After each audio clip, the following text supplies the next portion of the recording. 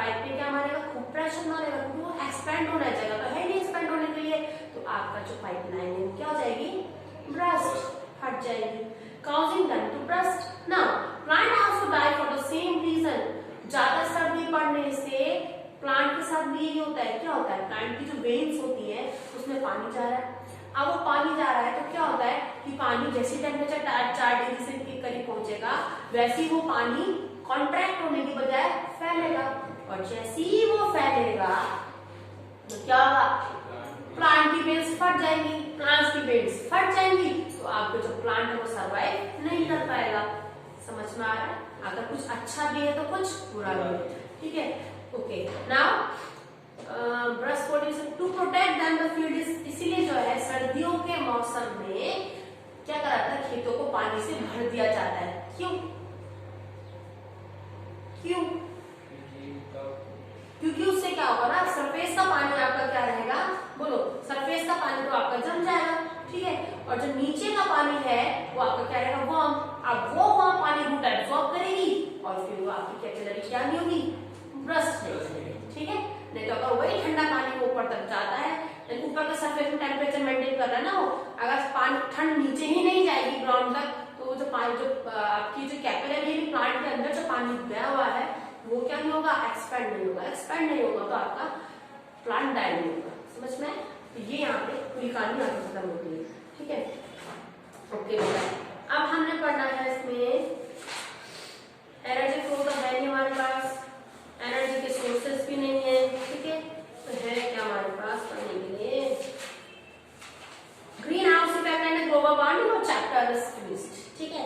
What is the green house effect, green house effect page number 135, क्या जाएगा green house effect में, देखो, in a process of warming of a planet surface and its a lower atmosphere by absorption of infrared radiation of the long wavelength emitted out from the surface of the plant. अच्छा, ये बात आप थोड़ा ध्यान से देखेंगे, क्या लगा है मैंने यहाँ पे, इसको खत्म ही कर देते हैं आज हम टॉपिक पूरा, ठीक है, पूरा टॉपिक खत्म हो जाता है।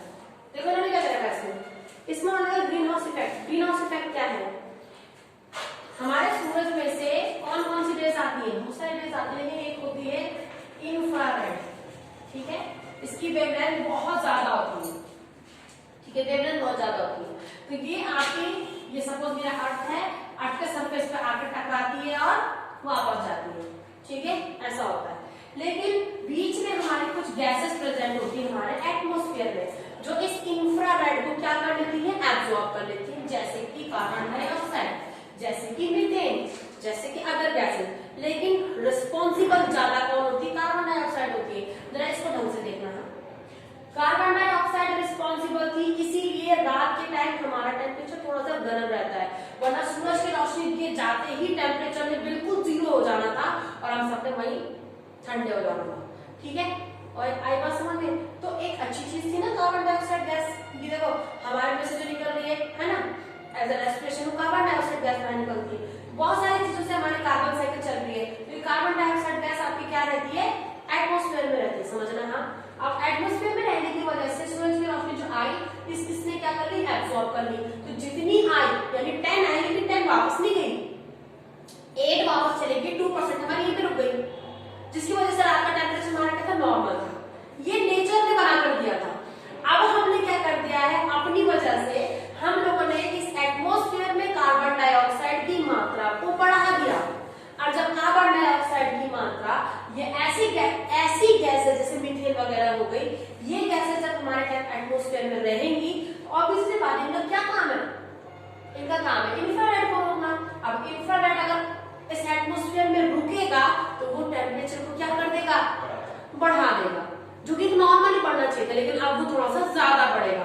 तो यानी आप समझ लो 1 डिग्री सेंटीग्रेड भी अगर वो 4 साल में 10 साल में बढ़ता है, तो आज समझ आप अंदाजा लगा सकते हैं कि हमारा जो नॉर्मल बेसिक टेम्परेचर रहेगा वो 38, 39, 40, 49, 50, 51 होगा।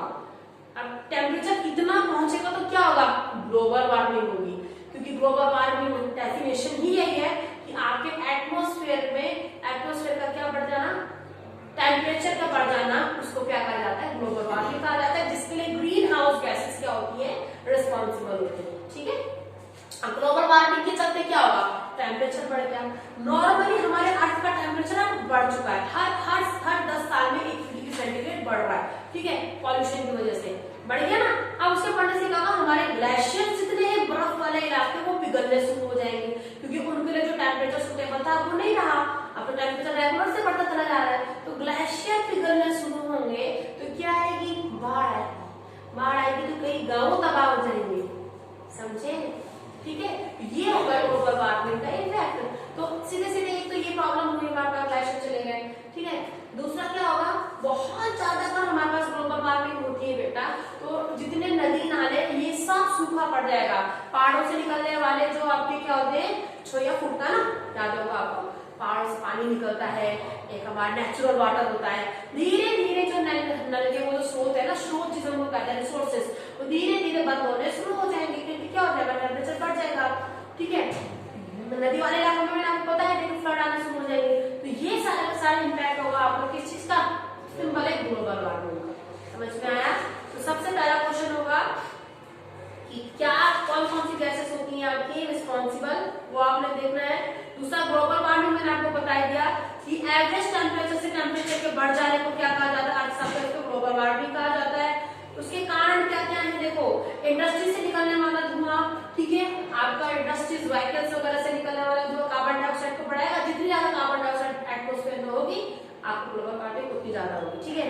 उसके अलावा उन्होंने दे रखा है मीथेन को बनाना, यानी कि उन्होंने यहाँ पे दे रखा है कि जो लोग राइस कल्टीवेशन करते हैं, गैस एक्सप्लॉयटेशन होता है, बर्निंग ऑफ बायोमास होता है, या आपका फॉरेस्ट को क्लियरिंग करा जाता है, या आपका नेचुरल पाइप जब लीक करता है जो पेट्रोलियम से निकलता है, ये सारे के सारे कारण होते हैं मीथेन गैस को बढ़ाने के लिए। जब जंगल को साफ किया जाता है, मतलब की झाड़ी झूड़ी वगैरह वगैरह, तो क्या करते हैं वो जलाते हैं उनसे, तो घर में लेकर तोड़ देंगे लकड़ी को, रखेंगे डंप करके, क्या करेंगे, वो पेट्रोल थोड़ी बन जाएगा उससे, तो क्या होगा, वो थोड़ी बनेगा, क्या होगा, वो उसको साफ करने की वजह से क्या करते हैं, सूखे पेड़ों को झाड़ी को जलाते हैं, और वो क्लीनिंग करने की वजह से भी क्या होगा, आपका methane gas carbon dioxide atmosphere में बढ़ेगी। दूसरा नंबर दे रखा है कि हमारा इस्तेमाल करना है क्लोरोफ्लोरोकार्बन। क्लोरोफ्लोरोकार्बन कहाँ इस्तेमाल करते हैं, हमारे फ्रिजों में बनने वाली जो गैस है वो है, ठीक है। और हमारा जो परफ्यूम हम इस्तेमाल करते हैं, एरिसोल जो हम लोग इस्तेमाल करते हैं, क्या होता है एरिसोल, एरिसोल मतलब हवा में उड़ने वाली जितनी भी गैसेस है, परफ्यूम वगैरह जितने भी हो गए हमारे पास, ये सारे के सारे एरिसोल्स क्या करते हैं, क्या बढ़ाते हैं, क्लोरोफ्लोरोकार्बन की मात्रा को इंक्रीज करते हैं, ठीक है। तो ये हो गया। अच्छा इम्पैक्ट मैं आपको बता सकती हूँ कि इससे आपका क्या होगा, सबसे पहले तो आपका क्या हो जाएगा, डिसलोकेशन और disappear of planet and animal species. Global warming देखो, कुछ हमारे पास ऐसे भी स्पीसीज होंगी ना जो नॉर्मल टेम्परेचर पे सर्वाइव करती होंगी, अगर वो 46 टेम्परेचर पहुंच गया तो वो पौधा या वो एनिमल सर्वाइव नहीं करेगा, मर जाएगा ना। सीधे सीधे आप पोलर बियर है, बर्फ ही नहीं होगी तो किस बात का पोलर बियर, वो तो वैसे खत्म हो जाएगा, ठीक है। तो यानी कि एक धीरे धीरे हम ऐसे कट करते स्पीसीज को खत्म कर देंगे। दूसरा वार्मिंग ऑफ ओशियन, ओशियन ज्यादा वार्म होने लगेगा, ज्यादा वार्म होगा भाप बनेगी, जितनी ज्यादा भाप बनेगी उतनी ज्यादा बारिश, जितनी ज्यादा बारिश होगी उतनी ज्यादा और आपको बताइए फिर फ्लड वगैरह आने के चांसेस ज्यादा होंगे। मेल्टिंग ऑफ ग्लेशियर मैं आपको समझा सकती हूँ। शिफ्टिंग इन फार्मिंग रीजन, देखो ये होगा, क्या होगा कि लोग शिफ्ट करना शुरू करेंगे, क्योंकि देखो अगर ये वाला मौसम गर्मी का यहाँ पे राइस नहीं हो सकता, क्योंकि टेम्परेचर कितना पहुंच गया 50 में राइस सर्वाइव नहीं करता, ठीक है। तो हम लोग क्या करेंगे, अपनी फार्मिंग को शिफ्ट करना शुरू करेंगे यहाँ से वहां। क्या फार्मिंग को शिफ्ट करना इतना आसान होगा, नहीं, बहुत मुश्किल होगा। तो इस वजह से भी क्या हो जाएगा, धीरे धीरे धीरे धीरे क्या होने लगेगा, आपकी जो क्या बोलते हैं न्यूट्रिशन है वो थोड़ा कम होने लगेगा। यानी ऑब्वियसली ज्यादा जो चीज यहाँ हो रही थी वो अच्छी पैदावार थी, और अब क्या करा हम लोगों ने, शिफ्ट करा, यानी कि मैं यहाँ से चली गई सनी, फिर मैं यहाँ से चली गई और जगह पे, वहां पे मैंने उसको उगाने के लिए खूब सारे खाद का इस्तेमाल करा, एक कट्टे की 5 कट्टे निकल गए चावल के, फायदा हुआ ना मुझे, लेकिन उसका न्यूट्रिशन वैल्यू 0 हो गई बेटा, ठीक है। और देखो इंक्रीज ना न्यू डिजीज, यानी कि आपके पास ऐसे डिजीज आने लगेंगे जो डिजीज के बारे में भी साइंटिस्ट सोच रहे होंगे, ठीक है, समझ में नहीं आएगा। कोरोना हुआ अभी, कोरोना वायरस के बारे में हम लोग पढ़ा ना, अचानक से होने वाली बीमारी है, अचानक से हुई है ना, वहां से आपने सुना चाइना में ऐसा हो गया, लेकिन साइंटिस्ट ने खोज ही नहीं, जब तक खोजे तब तक लाखों लोग मारे जा चुके होते हैं, ठीक है। तो ये क्या है कि अचानक से होने वाली डिजीज, हार्ट रेट बढ़ जाएगा, तो टेम्परेचर बढ़ेगा तो आपकी क्या होगा, हार्ट रेट भी इंक्रीज करेगा, ठीक है। Changing in our regional climate, climate बदलना शुरू होगा, यानी कि बेमौसम की बारिश कभी नहीं हो जाएगी, बेमौसम को सूखा पड़ना शुरू हो जाएगा, ठंड में ठंड नहीं होगी, ठंड जैसा फीलिंग ही नहीं आएगा, ठीक है। गर्मियों में गर्मी इतनी ज्यादा होगी कि अभी वैसे आधे से ज्यादा लोग तो वैसे खत्म हो जाएंगे, ठीक है। ये सब ग्लोबल वार्मिंग के कारण है, ठीक है। ओके देखो increase in cost of air conditioner, और फिर इसके बाद यार गर्मी बढ़ गई,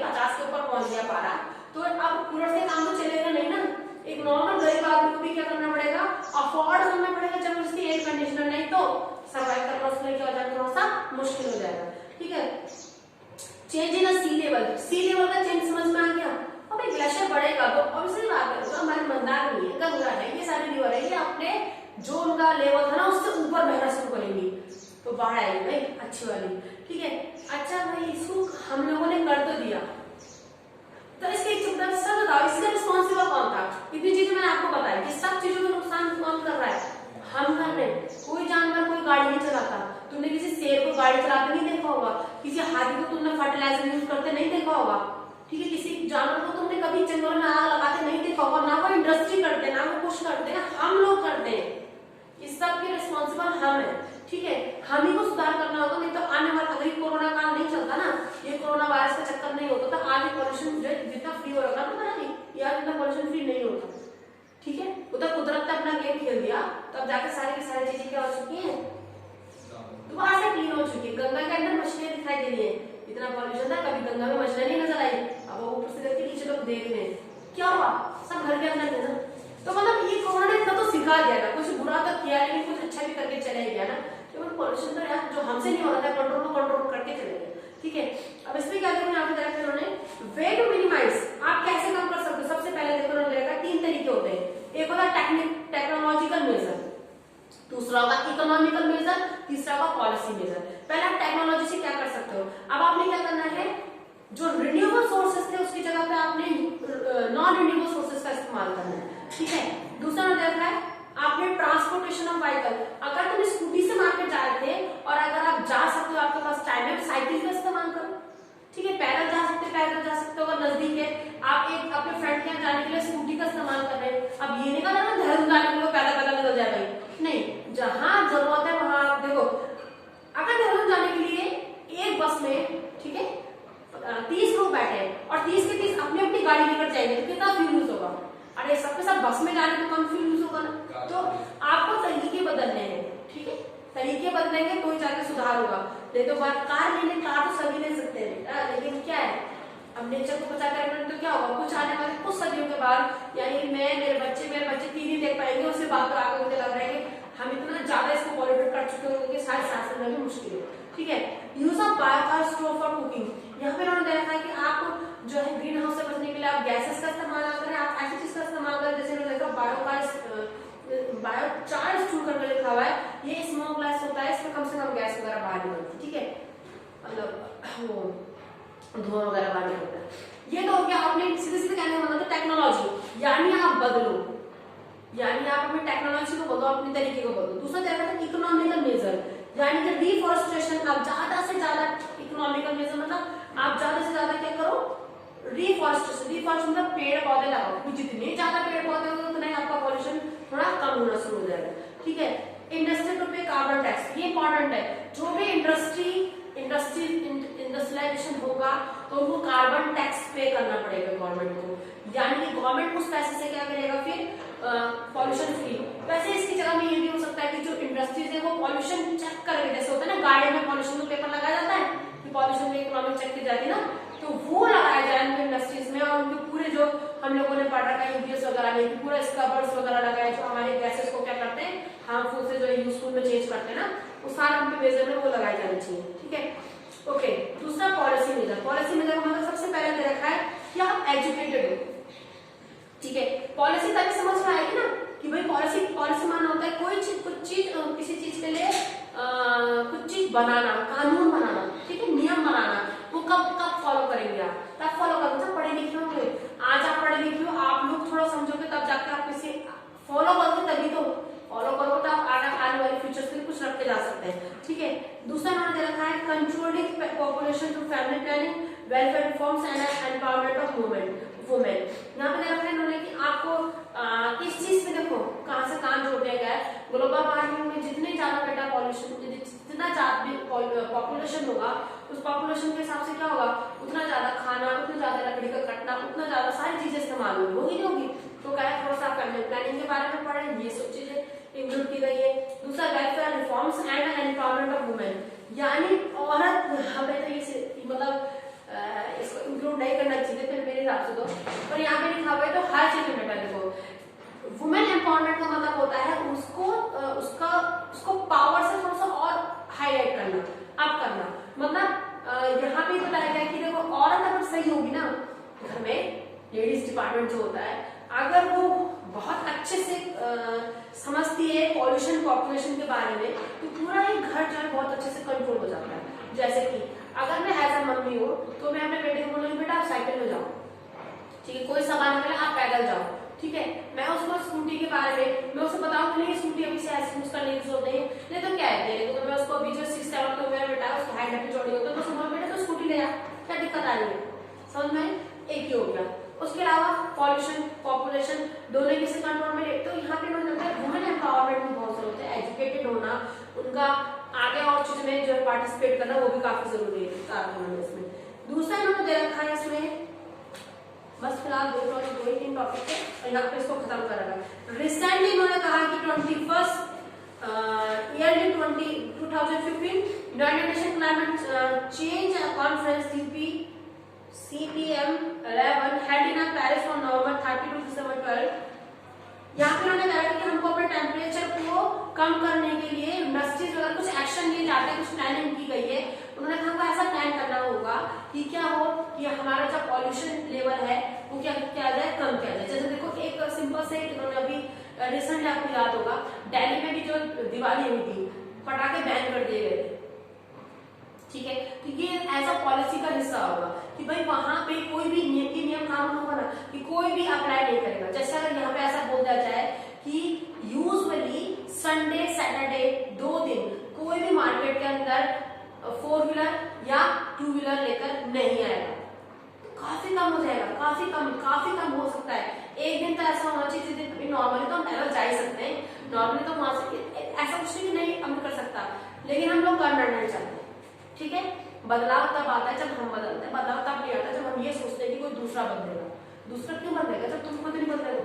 थोड़ा सा हमको खुद को बदलना पड़ेगा और ग्लोबल वार्मिंग जैसी प्रॉब्लम अपने आप ही खत्म हो जाएगी। लेकिन अगर हम नहीं बदले तो ग्लोबल वार्मिंग जैसी प्रॉब्लम ऐसी आएगी ये दुनिया ही खत्म हो जाएगी, ठीक है। तो आज हमारा ये पूरा टॉपिक खत्म होता है, पूरा चैप्टर हीट एनर्जी वाला टॉपिक खत्म होता है। कल हम पढ़ेंगे रिफ्लेक्शन ऑफ नेक्स्ट टॉपिक, ठीक है, नेक्स्ट चैप्टर।